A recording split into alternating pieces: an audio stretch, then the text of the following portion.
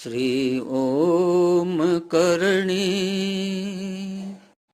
श्री ओम करणी,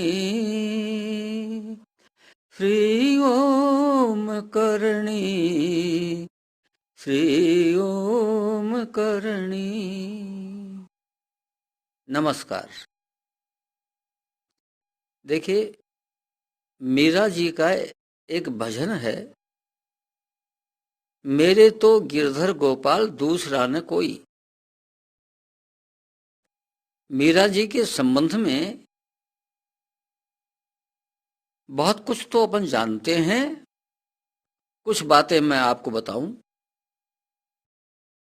मीरा जी गृहस्थ थी, शादी भी की, पति पत्नी एक दूसरे से बहुत जबरदस्त प्यार करते थे, साथ साथ रहते थे। और पति भोजराज ने मीरा जी की भक्ति देख करके शादी से पहले ही ये वचन दे दिया था कि मैं आपके शरीर को छूऊंगा नहीं, स्पर्श नहीं करूंगा। और इसको वो जीवन पर्यंत निभाते रहे। मीरा जी जागीरदार थी, जागीर थी उनके पास में, मुनीम थे, कामदार कहते हैं। सोने चांदी के गहने खूब थे, दासियां खूब थी, उनमें कुछ मैरिड थी, शादीशुदा, और कुछ अविवाहित भी थी। जब मीरा जी वृंदावन गई तब भी उनके पास जेवर खूब था, और दासियां दो तो शादीशुदा थी, इसके अलावा और भी थी। तो ये एक मोटी सी झलक आपको मीरा जी के जीवन के बारे में मैंने आपको दी, इसलिए दी कि भाई हम गृहस्थ हैं और गृहस्थी में फंसे हुए हैं। और मीरा जी उस हालत में यह कह सकती हैं कि मेरे तो गिरधर गोपाल दूसरों ने कोई। तो हम भी ऐसा कर सकते हैं ना।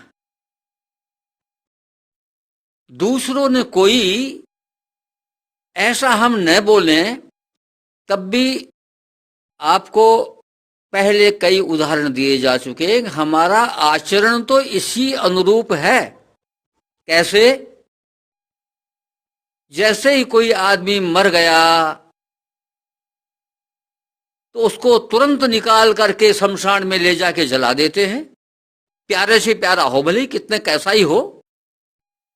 इसका मतलब क्या है कि भाई उसमें से गिरधर गोपाल चेतन तत्व निकल गया, अब ये हमारे काम का नहीं है।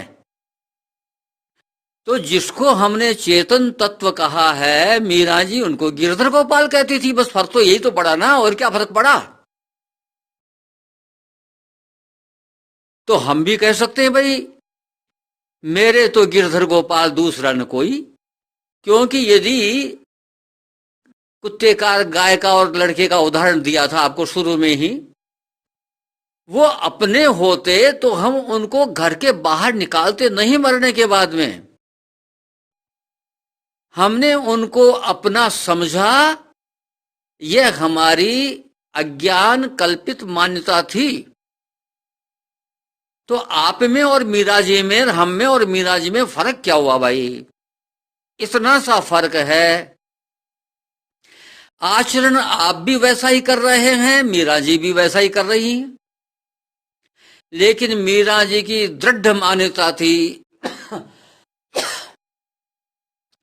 मीरा जी की मान्यता दृढ़ थी, अज्ञान कल्पित मान्यता उन्होंने छोड़ दी थी, और हमने अज्ञान कल्पित मान्यता को पकड़ रखा है। यह फर्क है, और कुछ भी फर्क नहीं है। तो हमारी भक्ति तो अपने आप हो रही है। तो दिन में एक दफा सुबह सुबह या कभी भी जब याद आ जाए तो ये तो कह दो भाई, एक दफा ही कह दिया करो, प्रभु मैं आपका अंश हूं, इसलिए आप मेरे हैं और मैं आपका हूं। यदि भगवान शंकर की आप उपासना करते हैं तो उनको कह दीजिए, यदि आप माँ की उपासना करते हैं तो माँ को कह दीजिए। यानी एक दफा कह दो कि मैं आपका अंश हूं, इसलिए आप मेरे हैं और मैं आपका हूं।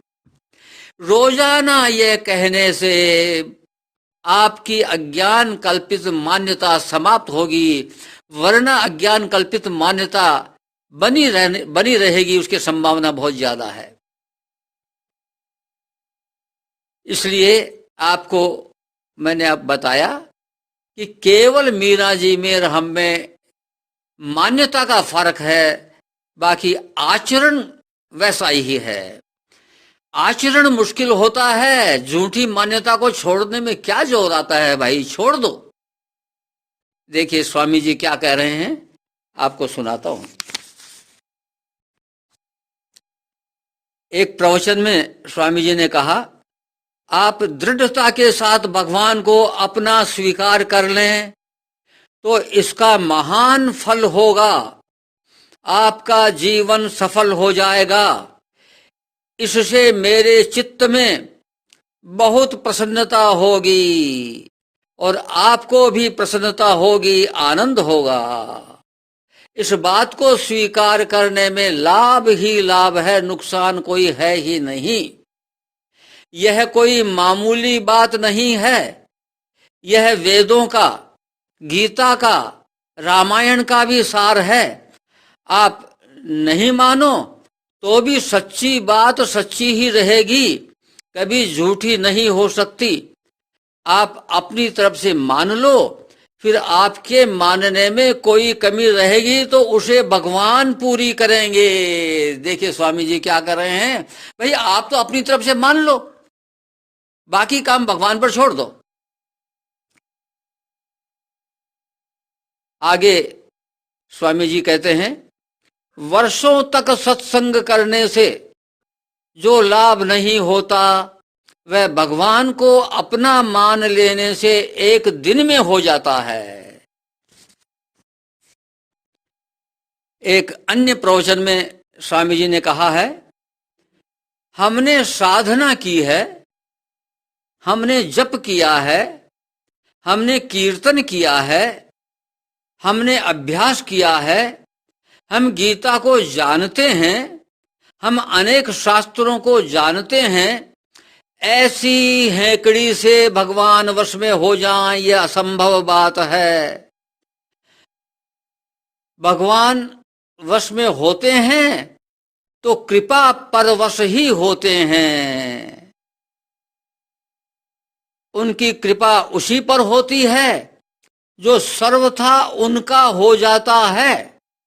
वे सस्ते हैं तो इतने सस्ते हैं कि हे नाथ मैं आपका हूं, इतना सुनते ही भगवान कहते हैं कि हाँ बेटा मैं तेरा हूं। तो देखिए भगवान जी ने, स्वामी जी ने कितना आसान कर दिया इस संसार सागर से पार होना।